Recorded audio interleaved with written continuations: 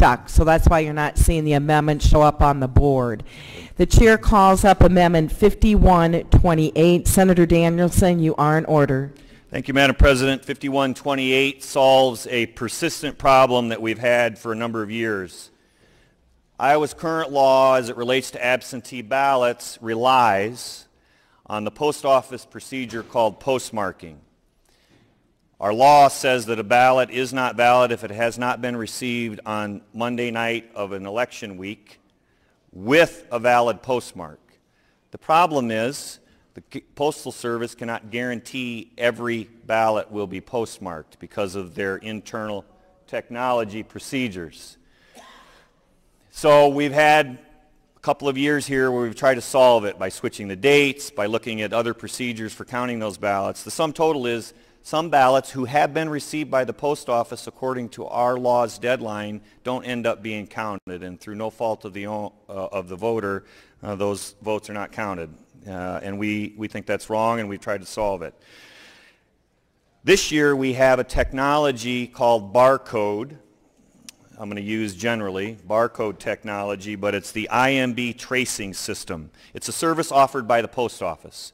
This amendment says that the postmark procedure is still there and available, but if an individual auditor would like to purchase this service from the postal office, barcodes will be provided. They will be put on the return envelope for every absentee ballot, and the Postal Service can then guarantee near certainty for the date and time it passed through their system.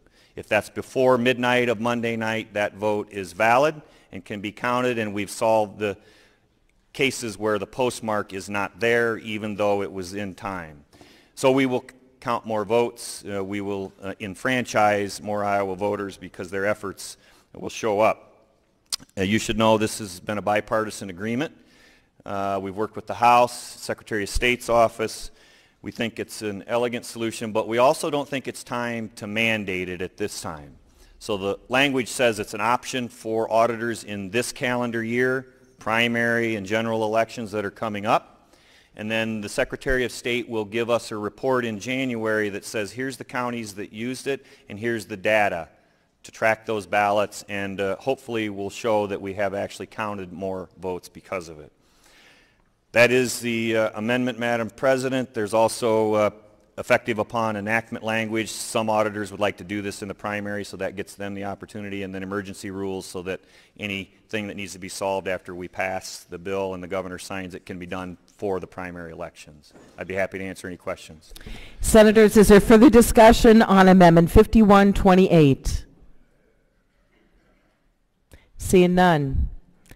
The senator from Black Hawk moves the adoption of Amendment 5128. All those in favor say aye. Opposed, say no. The motion prevails. The amendment is adopted. We are back on House File 2273.